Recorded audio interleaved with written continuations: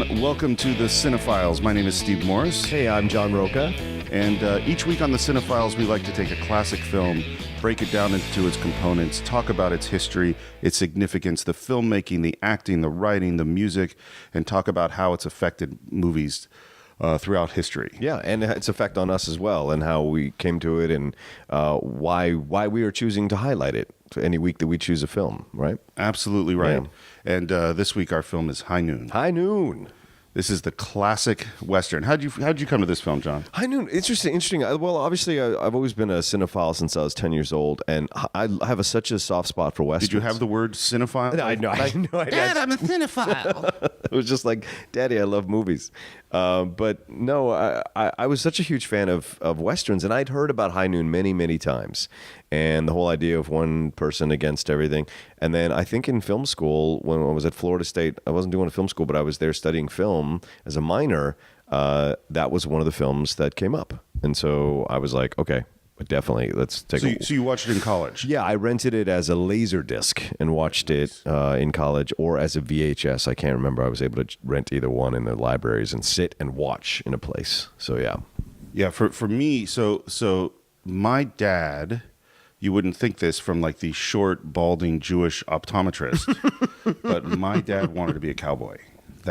Oh, really? Oh, yeah. Oh, big time. How funny. To the point where whenever we went up, we would go up to the mountains every summer, and he'd get his cowboy hat on and his boots, and we'd go ride horses. Yeah. He wanted to be, we called it the Jewish cavalry. Yeah. And we'd go out, and he loved Westerns, just loved them. Wow. And in particular, sort of, those Westerns of the 50s, most of the TV shows. So I grew up with Maverick and Bonanza and Gunsmoke and watching those. And so I'd probably watched High Noon with my dad. Maybe it was junior high. Okay. But it all sort of went into the Western, my dad liked Westerns. And it's not that he didn't like it, but I didn't really think about it. And I didn't come to it again until you and I both did the same dumb job for a certain amount of time, which was quality control on DVDs. Yes. So suddenly I get the DVD of High Noon because they're coming out with the new disc. Nice. And I went, oh yeah, High Noon. And I watched it, and it just blew my mind because I think I had mentally disrespected it. It's like, it's an old-fashioned Western. It's 85 minutes. Yeah. Right. How hefty can it be? It's not one of the big, epic, glorious John Ford kind of movies. Right. This is a whatever. Yeah. And then I went, oh my God, this is great. And what's interesting, I don't think I had watched it since then. So that's 10 or 15 years ago. Oh, wow. Okay. And then I watched it again for the show. Mm-hmm. Same experience. Yeah. It blew my mind how good this movie is. Yeah. No, I agree with you. I think for me, rewatching it for the show, I went in with the same skepticism that I always go in with this movie, which is like, how is it going to keep my attention? It's only 85 minutes. Like, what is it? But the film, the first 10, 15... It's interesting that you focus on the length. Like, that isn't a thing. I think it's interesting, 85, but I don't go... Therefore, it wouldn't be as good. Well, I'm a verbose person, so to me, if it's not strange career path you've chosen, it's true. When it's not a long thing, I sometimes can question how much weight and time they have to really explore the themes or the subject that they're doing on film. Yet short movies can be very amazing for me. 10 minutes, 5-minute movies sometimes can be very powerful. But so for something like this, I wasn't sure what to expect. It had been a while as well. But like walking into it, after you get past the idea that it's Gary Cooper, you see Grace Kelly, you forget these are moments in time in these people's careers. At the beginning of Lloyd Bridges, Lee Van Cleef, these great actors, you start to see what's going on in this film, what the message of the film is, and what we have seen numerous times since 1951, which is when I think this film came out, where we've seen one man against insurmountable odds, right? Or one person against insurmountable odds. You forget how novel this really was. And when you do research on the film, you find out what the film was analogous to, what was going on at the time. Absolutely. Yeah. And for me, the length thing is always interesting because I, too, you might have noticed, am a verbose person. Which is why we're doing a podcast, and my struggle in screenwriting has always been cut it down. Because I have so much that I want to do, so much that I want to say. I've written, there's screenplays where I had one screenplay where my first draft of the screenplay was 195 pages. Wow. I had to get it down to 100 pages, 110 pages. So when I look at a short film, shorter film like this, I'm so impressed. Like just like how did you and that's one thing, and we'll talk about it in greater detail with this film. But the efficiency of it is remarkable. Yeah, is they get so much out of so little. So for those of you who haven't seen it, and we do recommend, by the way, that if you haven't seen the film, it's probably more fun to watch it first, right, and then listen to us rather than wondering what the heck we're talking about. Unless you like Billy Crystal and When Harry Met Sally, and you like to read the last page of the book. But then we're getting a lot of. This is some 1951 spoiler alerts coming. Yeah, exactly. So the film is a western in a small town starring Gary Cooper. Yes. And Gary Cooper is the marshal, and he is retiring. And at the very beginning of the film, he marries beautiful young Grace Kelly, who is 21 years old at the time. Yeah, this is her first film, I think. First film. And they get married, and at that moment, he hangs up his badge and is about to leave town when they hear word that, what's his name? Frank Miller? Frank Miller, yeah, which I love. Frank Miller, author, comic book artist. Yeah, right. Actually, by the way, I would be scared if I heard Frank Miller is coming to town. That's true, even now in this condition. Today, yeah. But no, so Frank Miller, old, dangerous gunslinger, is coming back to town on the 12 o'clock train. Yeah. And Gary Cooper makes the decision to stay. He doesn't have to. There's a new marshal coming to town the next day, but he feels the right thing to do is to stay. And really the body of the film, what's really interesting, because I was always fascinated watching time. I tend to turn on the info on my DVD to see, well, how far are we? What's happened at this moment? And the bad guy doesn't show up until an hour and 10 minutes. Yeah. So exactly at noon in the movie. Yeah, at noon in the movie, it's an hour and 10 minutes of an hour and 26-minute film. Yep. So we only actually see the bad guy for 16 minutes of the film. Right. The body of the film is Gary Cooper trying to get help. Yes. I don't want to face this guy alone. And the story is, what we learn about is that the previous time they got this guy, the whole town came together to get him. And for whatever reason, that's not happening this time. Right. And also, when they got him the first time, some people weren't happy about it because their businesses suffered. And you hear this in the dialogue when he's trying to recruit people, how some people, some businesses, some saloons, some other places, they lost business when Frank Miller got convicted and put in jail because a lot of his people that he brought in weren't coming into the town anymore. And Gary Cooper was cleaning the town up to make it a safer town, a more Christian town, you could probably say, even though Grace Kelly's a Quaker. A lot of people were upset about it. So those issues, those problems come to the surface when Frank is on his way back on the train, on the new train. And this is really and maybe we'll go into this in a lot more depth later. Sure. Because what's interesting as he goes around is every single person has their reason. Yes. And every one of those reasons is different. Yes. And some of those are horrible and cowardly. Yes. And some of those you kind of go, I get it. Kind of understandable. Yeah. So just to go back briefly again, this is 1951, and at the time, this is a very, very different Western. So at the time, there's sort of two kinds of Westerns going on in film. One is the B or C movie Western, or the serial, which are solid action. Right. They're popcorn movies. Really, only kids go to see them. They play in a double feature with the horror movie or something like that. Yeah. And the other Westerns are the big John Ford Westerns. Right. These big, epic, beautiful Westerns shot on location in Monument Valley with beautiful, in CinemaScope, widescreen, lush, gorgeous, scenic Westerns. Yeah. And this is not that. This is a Western that's shot all in one town. The skies are not perfectly painted clouds. Yeah. We don't have long vistas, and we don't have action. No. It's not an action film at all. At the end, the action sequence is actually great. Yeah. But most of it this is a drama. And in a lot of ways, what I was thinking as I was watching it is it actually fulfills Aristotle's three unities perfectly.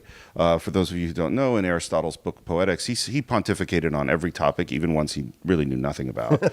And the three unities are unity of time, place, and action. And so what he said is, to do a good play, it should all take place in the same time. It doesn't span years. Right. So if it's a 2-hour play, it should take 2 hours. Oh. It should all be in the same location. So we shouldn't go to Troy and then back to Athens. And it should all be in one place. And it should have unity of action, which means it's about one thing. Yeah. Now, we can argue, and I would, that while that's really interesting, there are lots of other good ways to make a play. Yeah.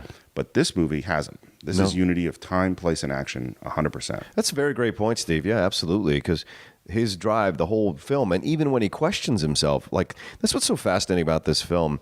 He has the right reasons for turning around and staying in the town, the right moral reasons. Right now, you could argue that he's kind of ignoring his wife. He's ignoring if the town doesn't want him there, why is he staying? But this is about his code, and his drive through the whole film is what you're talking about here. It is his desire to face this guy, to protect the town, and he has his own code as a man that he has to follow and adhere to. And it is the what you said, the third thing that is the driving unity of action. Everything he does is in that code, in that reason, in that unity of action. And at the end, when nobody comes out to help him and he has to do it on his own, except for a very convenient bullet in the back to one of the criminals, he never wavers from it. I mean, he has questions, but he never wavers from it, I would say. So, and let's talk about this. Did you, because I had this experience, You're watching the movie. Yeah.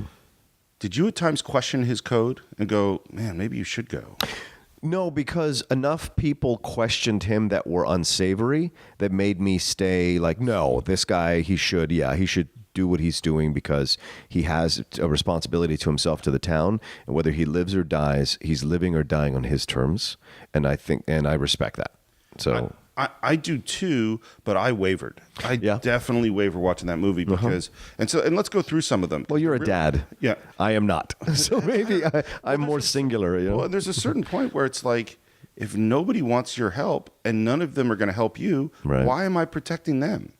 It's like if they're all saying, get the hell out. Yeah. And so let's go through some of them because they're really interesting. So the first, I won't call it betrayal, but the first person that says, I'm not going with you is Grace Kelly. Yes. So which is a very powerful move by her, So it's literally their wedding day. Yeah. It is minutes after man and wife has happened, and they're going to skip town, and he goes, no, I got to go back. And she goes, if you go back, I'm not going with you. Yeah. And this is like, wow, that is exactly the opposite thing that you would expect. Mm-hmm. Oh, Will, I'm begging you, please let's go. I can't. Don't try to be a hero. You don't have to be a hero, not for me. I'm not trying to be a hero. If you think I like this, you're crazy. Look, Amy, this is my town. I've got friends here. I'll swear in a bunch of special deputies, and with a posse behind me, maybe there won't even be any trouble. You know there'll be trouble. Then it's better to have it here. Oh, Will, we were married just a few minutes ago. We've got our whole lives ahead of us. Doesn't that mean anything to you? You know, I've only got an hour, and I've got lots to do. Stay at the hotel until it's over. No, I won't be here when it's over. You're asking me to wait an hour to find out if I'm going to be a wife or a widow. I say it's too long to wait. I won't do it. Amy. I mean it. If you won't go with me now, I'll be on that train when it leaves here. I've got to stay. Next, and then we've got the deputy.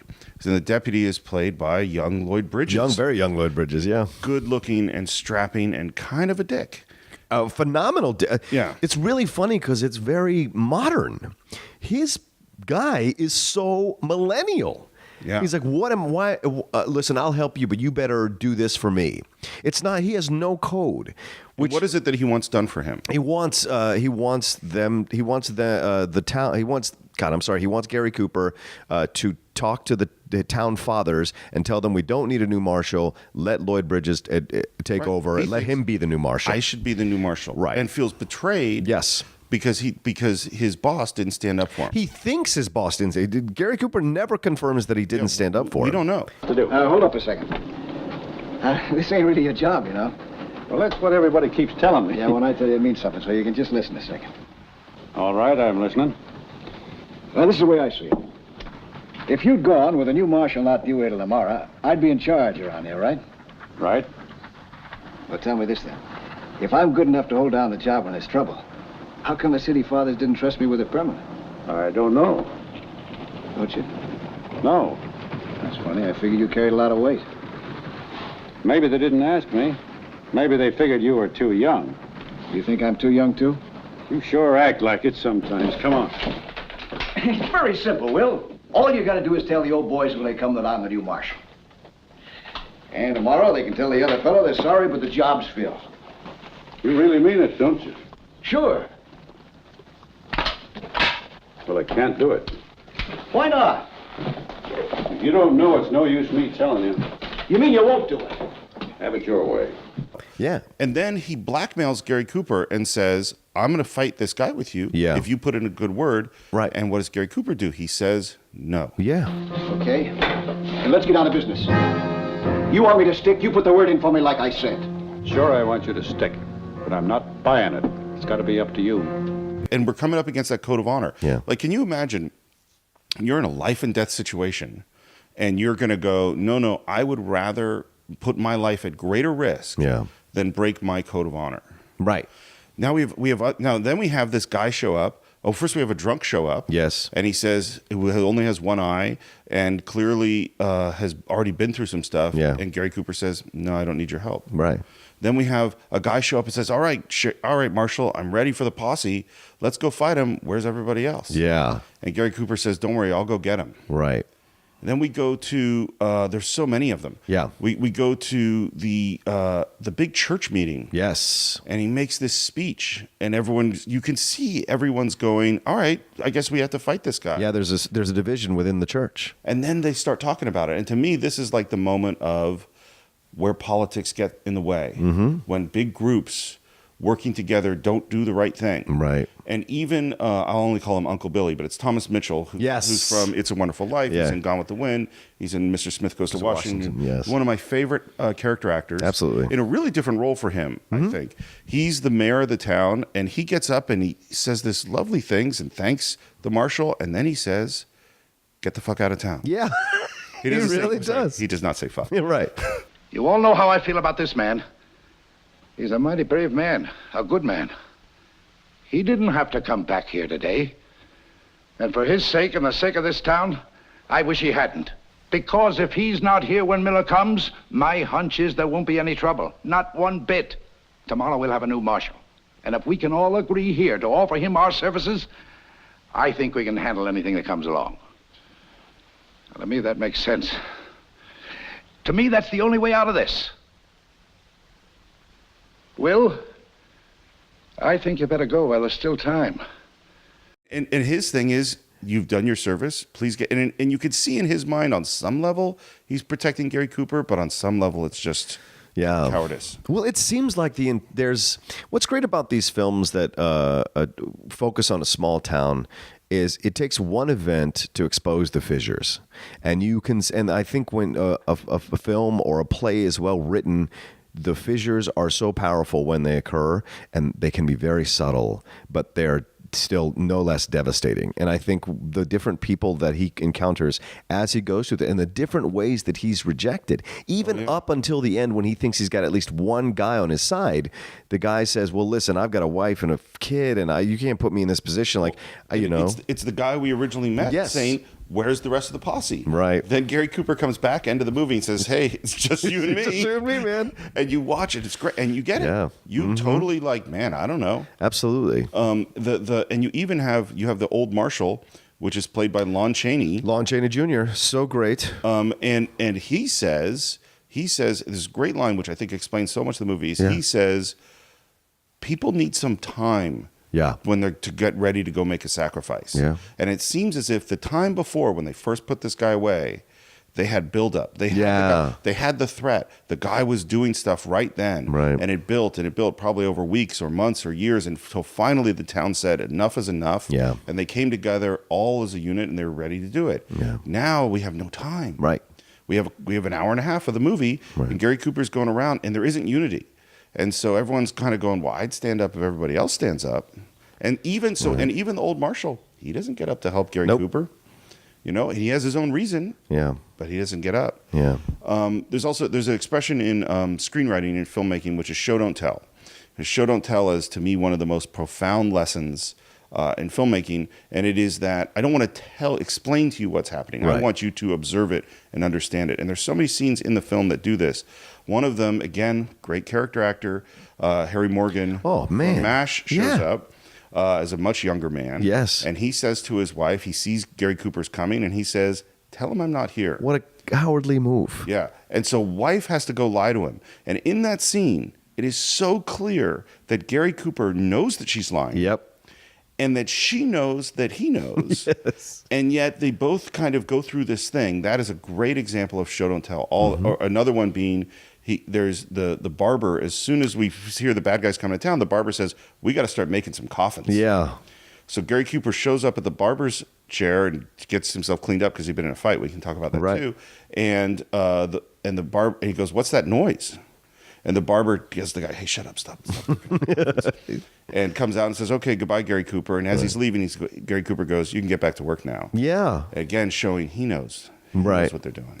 Well, I think this is what is so powerful about his character. Well, I think Will Kane, is that his name, I think? Will Kane. Yeah, he's so powerful in that he knows better than everyone else. He's the perfect marshal for this place. No one else could do it. No one else had the balls. No one else had the kind of moral compass to be the marshal of this town. There is a responsibility here that he has to know better than all of them and accept their very human and logical at times frailties or weaknesses or desires for self-preservation, even their impulses for profit, which is what the coffin scene is about, and what you just lightly mentioned, the fight between Lloyd Bridges and Will Kane in the barn. It's really interesting to me because it falls after he's had drinks, after he's been drinking, and he's at that other bar that's very full of people that are friendly to Frank Miller, and he says, if I can't pick my company, I won't drink in this place anymore. And everyone's like, oh well, excuse us. But so he's been drinking and fighting within himself. We haven't even mentioned Katie Jurado, who is fantastic. There's fantastic. A whole other conversation. Yeah, she's fantastic in this film, but she is the impulse for Lloyd Bridges to come to this confrontation within himself as a young man that he is not being a man, he's being a boy, and she calls him out on it. And then he goes to the drinking, and so when he has the fight with Will Kane in the barn, it is him fighting himself. Will Kane represents who he should be, but he is not. He hates that, and he's fighting against it, which is why he tries to beat him up, because Will Kane, in that one moment, starts to think he could ride off on the horse and get out of here and leave and not fight for the town. And fighting Lloyd Bridges makes him stay, and it's just a fascinating thing. And let's, because this I think this is deep stuff. Yeah. What's going on with Lloyd Bridges at this moment? Yeah. You see him watching through the window, Will Kane. Yes. And you see this, and it's almost this moment of, oh, maybe he's going to step up. Yeah. And I think he is. I think he's right on the verge of becoming heroic. Yes. Discovers him in the barn. And then what's really interesting is, what does he, we talk about working with actors. Yeah. It's like, okay, what's your objective in this scene? Yeah. And what he is trying to do is get Will on the horse. Yeah. And he's saying, yes, get out of town. And to me, this is, I'm struggling with the, am I a coward or a hero? Right. This woman, who we're going to talk about too, because there's a lot of stuff with her, has basically said, you're a boy, you're a coward, all this stuff. And if Will leaves, then he can feel okay about himself. Yes. Because the hero has shown himself to be a coward, and then all is okay in the world. Right. So he fights Will essentially to save his life. Yeah. But in fact, what he's really doing is to save his own moral conception of himself. Yeah. A negative moral conception of himself. Oh, everybody's coward. There's no heroism. Right. That's a profound scene. And the whole time you're going, it's a good fight scene. Mm-hmm. Apparently, Gary Cooper's back was terrible at the time. He had a bleeding ulcer the whole time. Yeah. And young Beau Bridges is in the rafters of that barn while they shot the scene. How fun. Yeah, he's like 11 or 12 years old, I think they said. Anyway, and what makes the scene particularly scary in the fight scene is the horses, that you're shooting through the legs of horses. Yeah. And so you have this feeling that not only are they really kicking the shit out of each other, but man, a horse could step on them. And the whole time, kick 'em. And the whole time you're going, this is not the fight you're supposed to be having. Right. Like, you're the hero, you got to go fight the real bad guys, and you're getting your ass kicked by Lloyd Bridges right now. It's such an incredibly selfish move by Lloyd Bridges. If I've got I don't have enough to deal with, I got to fight you, who's a younger man, in this barn, in these kind of precarious conditions, before I go out and almost face certain death against 4 killers. Yeah. I got to deal with you now, and you're right. The fight in a way is, like if he leaves, then he can actually have a stronger case to go to the town fathers and say, see, I would have done the same thing. I should be marshal, give me the job. But I think what gets really exposed is, and because we never see Lloyd again after this fight, he never comes up again in the movie. True. Yeah. And it's because Will's knocked him out. out, and he's probably dead or knocked out in the barn, and he probably never wakes up to see what happens. So he has to, like, kind of accept his shame. So who knows what happens to Lloyd Bridges after this fight? I don't think he's a happy dude. I don't think so either. I think he probably becomes a criminal. I think this is a life-breaking moment. It's funny. It reminds me this movie in a way. It's a strange analogy, but all of the stuff that happens in Dark Knight with the Joker. Oh, yeah. The basic concept of the Joker in that movie, which is unbelievably great movie, is you're all facades. Yes. When push comes to shove, you believe you're going to act morally, but you won't. Right. And that's what the test is. And that's what's happening in this town in this moment, is there suddenly we all are wonderful, upstanding citizens, and now, okay, prove it. Yeah. And it's interesting, too, that this is a movie that it's the end of the West because the train has come, and that's really the civilization has arrived. And they used to be uncivilized when Frank Miller's running around. Yeah. Getting rid of Frank Miller's like, no, we're going to be civilized now. Right. And they want to attract new business. They want to grow. They want to come into the modern era. Right. And then here's this turning point for them. Yeah. Well, I mean, and I don't know how deep we're going to get into this, but and I don't know if we're getting ahead of schedule. If we're getting ahead of schedule for the pod, but like this, it was fascinating for me because I guess I had forgotten that this was supposed to be. This is basically a Hollywood statement about the blacklisting of communism, of the whole thing that went on in the 50s. For people that don't know, do your research, go back and research Joseph McCarthy and communism in the 50s and how we became very scared as a society, just like what you see in the film. All the townsfolk and how they reacted and how no one wanted to stand up. And it was really interesting, which is what Gary Cooper and what the filmmakers and the writer Carl Foreman was trying to say about people not standing up and defending other people and letting this Red Scare consume Hollywood.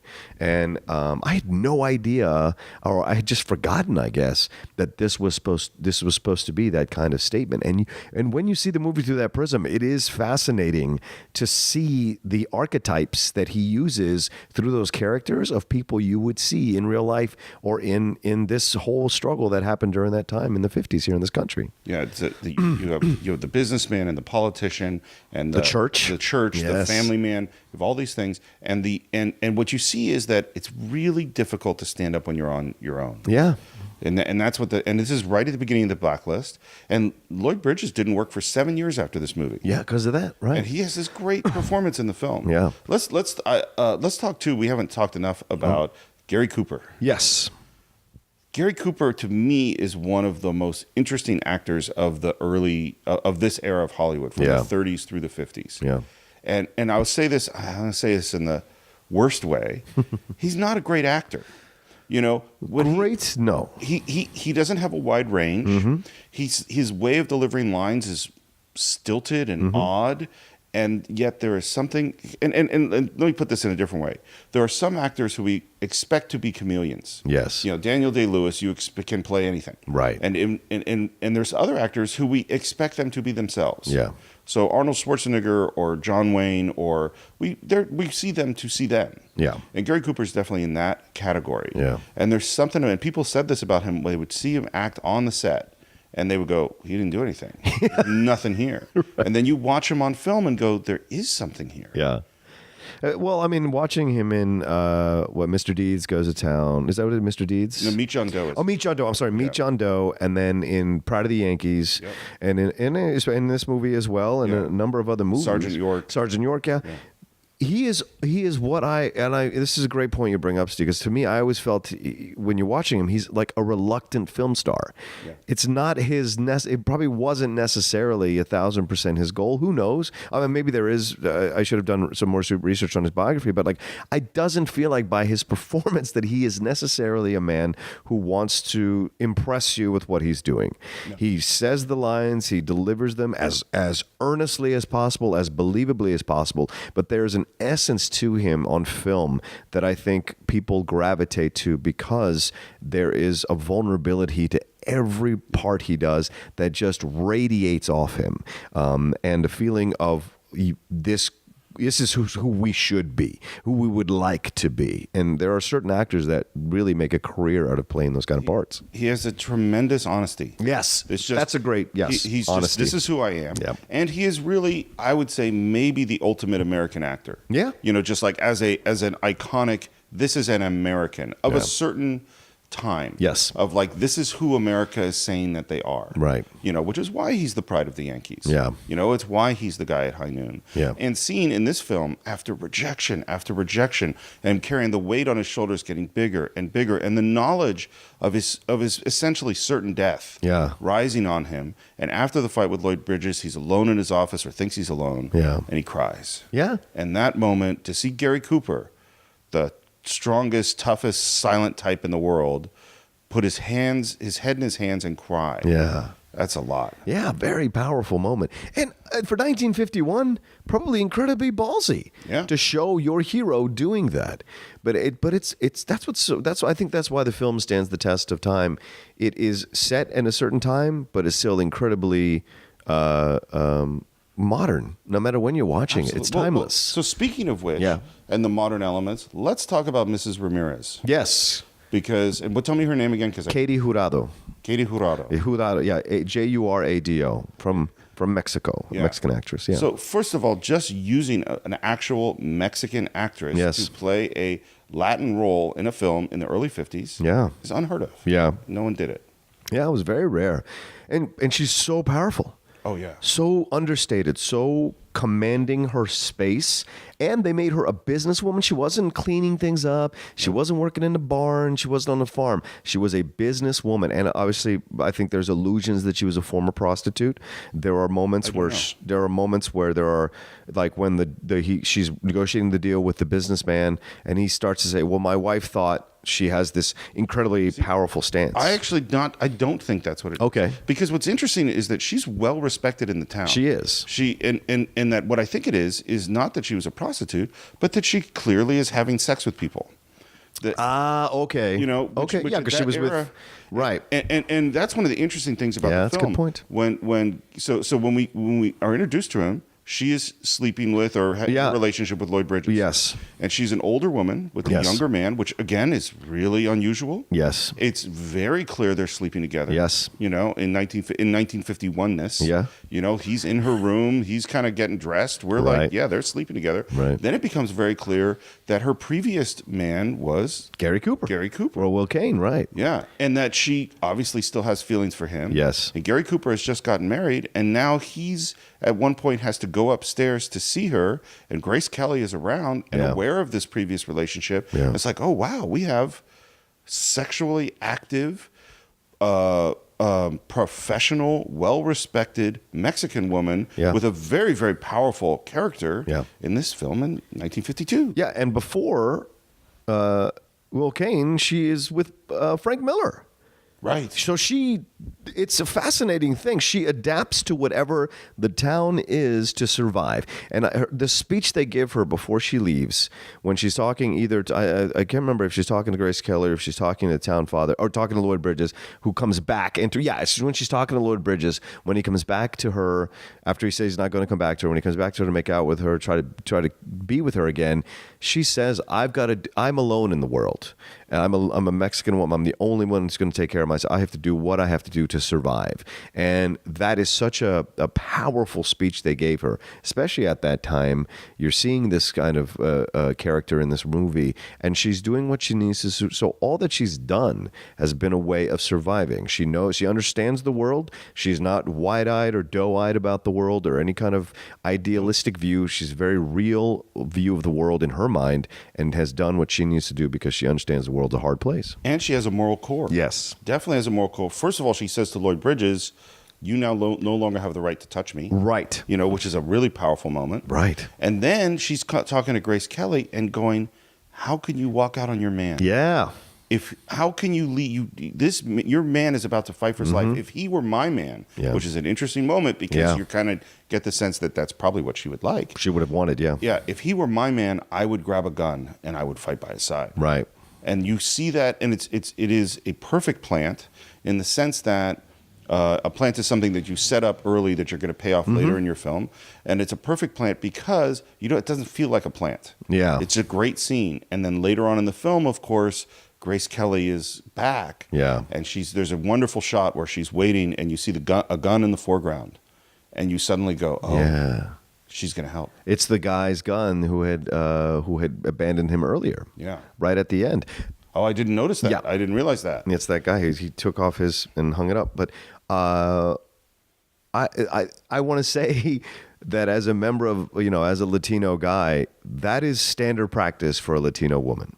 Once she is with you, and she will fight. Even if you're wrong, she will fight with you behind closed doors about how wrong you are, but in public, she will defend you and she will fight for you. And I've seen this on numerous occasions in my own family and my extended family and in my community at time when I growing up around that. And so that to me was such a powerful moment. It felt so culturally correct that I was very happy to see it in the film. And it's interesting because Grace Kelly is a different character because she grew up. She's white. The world is white at that time. Katie Jurado is not. Mrs. Ramirez is not. She has to figure out how to survive in the world. She has her code. Grace Kelly has options. She doesn't, and I think that's what's so fascinating. But it's not judgment on either way. It's just fascinating. And what's interesting is, of course, Grace Kelly tells her story. Yes. Which is she says, I watched my father and my brother killed by guns. Yes. And so I became a Quaker. I made a moral choice to say that violence is always wrong. Right. And so now we're into, this is big stuff. Yeah. And so the person who has chosen morally that violence is always wrong, even in defense, then makes the choice to defend. Right. And shoots him in the back. Oh, yeah. Which is interesting. Yeah, really. And in addition to that, so Gary Cooper, he's outmatched. The bad guys finally show up. And by the way, an unbelievable montage build to actual high noon. Yeah. Which I want to come back to in a second. Sure. One thing. So now Gary Cooper's coming around and he's going to shoot them, and he has the opportunity to shoot them without them knowing. Yeah. And he calls out the guy's name. Yes. He alerts them to his presence because, again, it's the code of honor. Right. He would rather die than sacrifice his code of honor. Right. And that's, and you think of like, how does America want to see themselves? Mm-hmm. I don't know that you could make that movie today because I don't know that people will accept it. I think you could still make the movie. I think you'd have to put it in. You'd have to put those archetypes in a situation that is believable for us. Yeah. And I think we're coming to that with what's happened in the political landscape. That's certainly possible. Who are we? Are we Trump's America? Yeah. Are we Hillary's America, Sanders' America, or even Cruz's America for where we are now? Who are we? Because every side thinks that they're Gary Cooper and High Noon. For the last four people I mentioned, every one of their supporters think that they're Gary Cooper and High Noon, that everyone else is not standing up for them and they're having to fight the fight. And it's unfortunately for all of them, I would say people who believe that is they obviously don't understand Gary Cooper and High Noon. You're right. Because Gary Cooper this is the code. Yeah. And I will not violate that code under any circumstance. Right. And none of these people, they're all politicians. Right. They all take the shortcuts. They're all doing what is necessary to get what it is they believe that they want. Yeah. Let's take a moment to talk about the music. Absolutely. So, did you want to do the montage stuff you were talking about first? Okay, because that's part of that. Yes. That's part of that. So this is really this is radical in a film. Yeah. Which is the entire score is one song. One song. Right. And it's sung by Tex Ritter. Right. John Ritter's father, yes. Which is interesting. Tex Ritter's famous cowboy actor and singer. Yeah. And he says that this is his proudest moment in his career was singing Do Not Forsake Me, Oh My Darling at the Oscars. Oh, wow. And it did win the Oscar. Yes. And the song is used in this completely bizarre way. I was thinking about it a lot, and I'm going to make the horrible mistake of singing on a podcast, Please. But I have to illustrate some, and I do not have you have a much better voice than me. Please. But it has three sort of elements they use in different places. One, it has this rhythmic component, which goes sort of dun dun dun dun dun dun dun dun, and I don't even know what it's played on. Right. It's a very strange, artificial, and dissonant feeling to it. Mm-hmm. And then you have and that's sort of used whenever we see the bad guys waiting by the train. You hear this dun dun dun dun dun dun dun. Yeah. and it's very ominous. And then you have the main melody, which is do do do do do do do do do, and that's used in all the romantic, all the sweet elements, all the Grace Kelly elements. That's and it sort of represents life, where the other represents the menace. Because he talks about shooting Frank Miller down, and Amy, don't leave me because I have. Right. Yeah, because the song is actually telling the story of the film. Yes, absolutely. Yeah. I mean, and that's a really, really strange choice. Listen, I thought I'd gotten the wrong movie when I was watching it, because I don't know that I've ever seen a movie that begins with a song over action. Yeah. It's not a montage with credits. Their credits don't come until later. The first few seconds of the movie is Lee Van Cleef out in the middle of some pasture and waiting, and then this guy shows, and you hear the song, and you're like, "What is? Did I come in the middle of the movie? What is?" So it's so different, and I struggle to think of any movie that starts with a song, action, and then the credits show up. Yeah. So that's what I enjoyed about that as well. And then you hear it come back again, and doing research for this episode. Yeah, it was fascinating to see, like, oh yeah, there's no other score at the time when scores were like huge, big, luscious, orchestral scores. Yes, you have this simple Bernard song. Herrmann, all these things. Yeah, and you're using it, and they use it in so many different ways, and they change it a little bit or bring in different elements. I wish I could think of this other piece of the melody, because they use it in this montage where now it's 5 minutes to noon. You hear the train whistle. And now this music starts to build, that you've been hearing all these elements. It all comes together. We're watching, and like, for instance, they film clocks throughout the movie. And when you first see them, it's a clock on the wall. And then it's closer. And then it's at a strange angle. Right. Then it's an extreme angle. Then it's a big pendulum sort of moving in slow motion back and forth. Right. And then in this final montage to the moment of noon, there's this unbelievable emotional build with this music that you've been listening to. Yeah.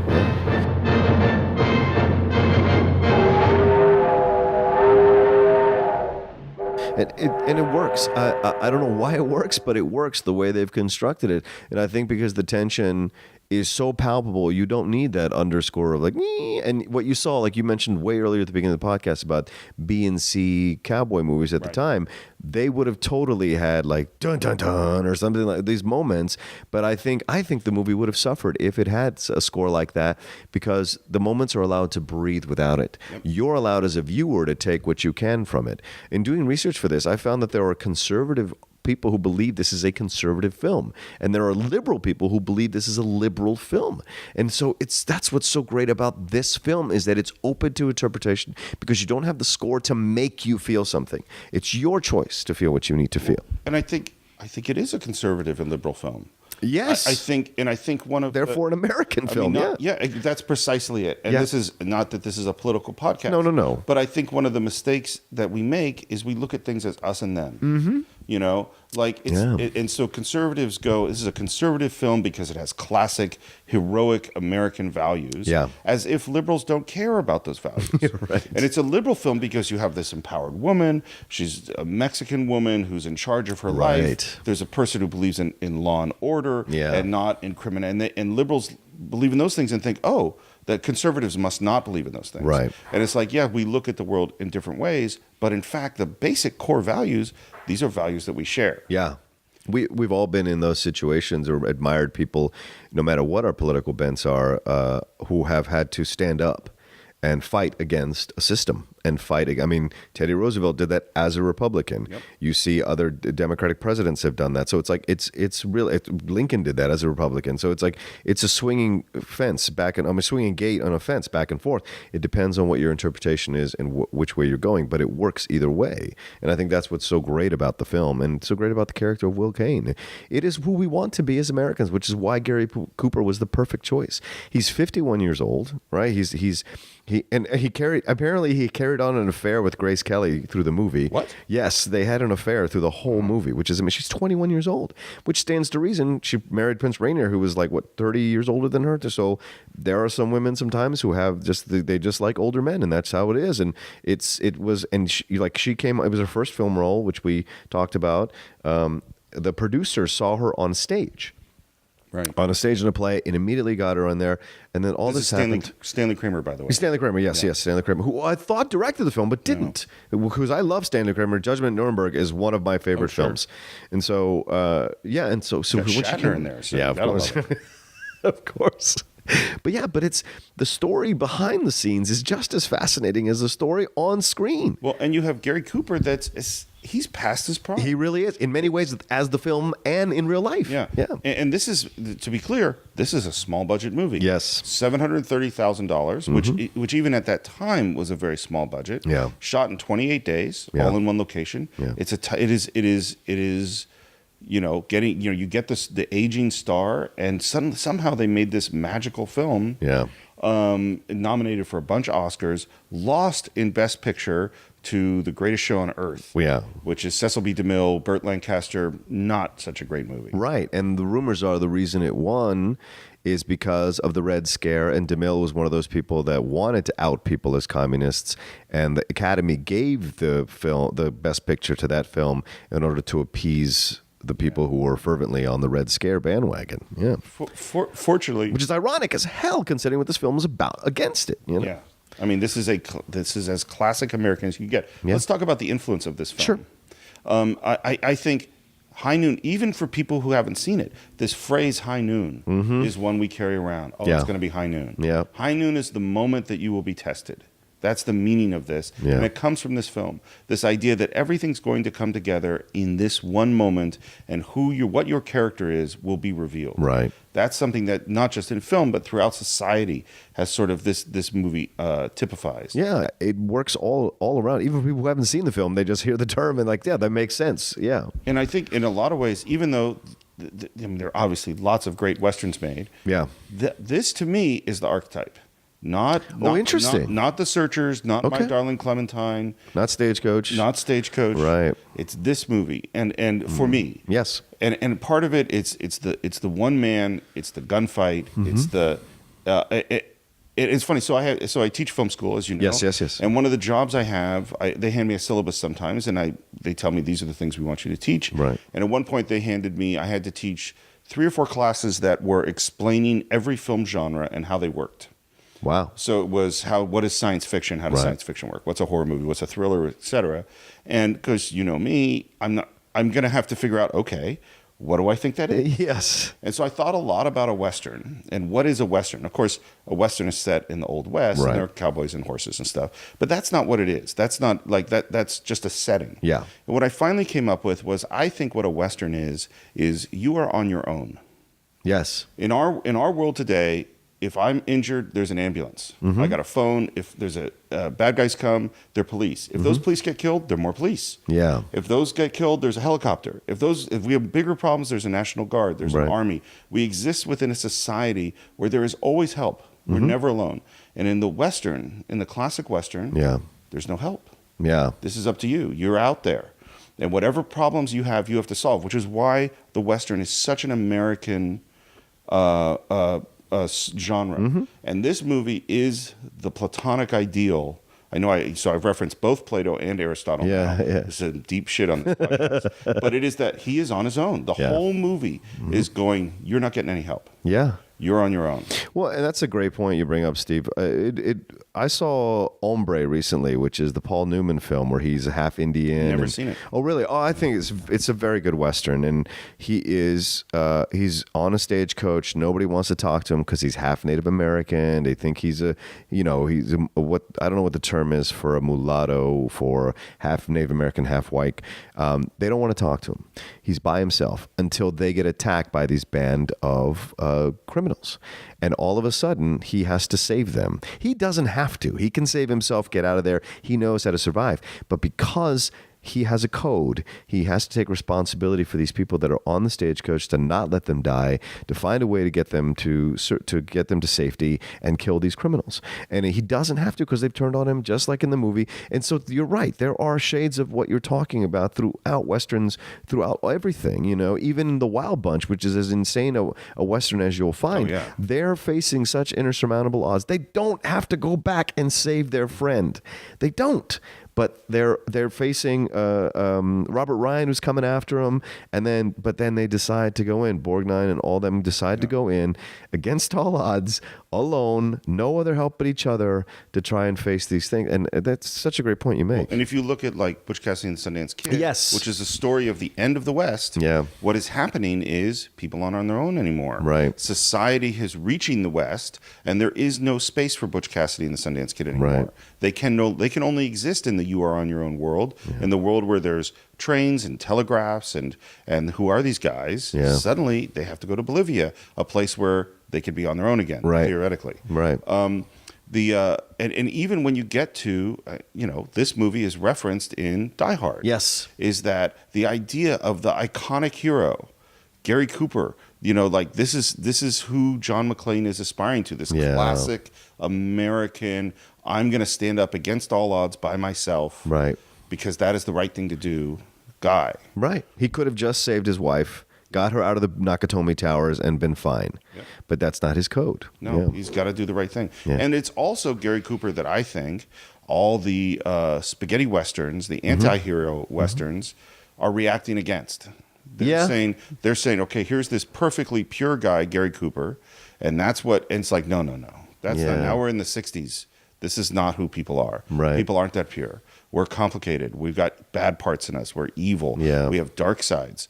And that's what that's exploring, and it really is a reaction in my mind to High Noon. Yeah.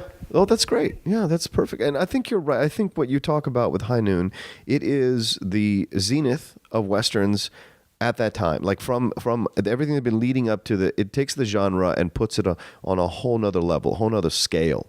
Stagecoach is great, but I don't think Stagecoach has the kind of lingering effects that High Noon does. There's just something about the portrayal. There's something about the dialogue that is fantastic. We should mention the writer Carl Foreman. He left. He was one of these guys that was blacklisted, and he left to Europe. Yeah. And I think Kramer took his name off the producing list as one of the producers, and they never spoke again. But Gary Cooper and Carl Foreman kept a dialogue up until his death. Yeah, they kept through letters and stuff. So there's so much involved in this film that logically, and I think for all of us who are film fans, is a gift that it elevated the genre. It showed what the genre could be, what the film had the potential, what the genre had the potential to produce. And I think this is a great film. And I've been on a Westerns kick for like the last year or two, just going back through old ones and watching them whenever they show them on TCM or whenever I can catch them on some random channel or on Netflix or Amazon Prime, because I'm obsessed with this genre because it is the American genre. It is the one genre that is purely American, and you can see our progression as a society through the eyes of these writers and filmmakers and actors who are portraying these parts and living out these storylines in the films. So why do you think, and I don't have an answer to this, why do you think the Western has struggled so much in the last 30 years? I think because we've become so modernized, so technologically modernized, we've become so dependent on it that it doesn't make sense for us to go back in time to Westerns. So when I think the ones that do break through, like Unforgiven. And I loved Open Range. I love the assassination of Jesse James by the Silverado's one of my great Western. The ones that do break through have to break through in a way that appeals to a wide variety of audience.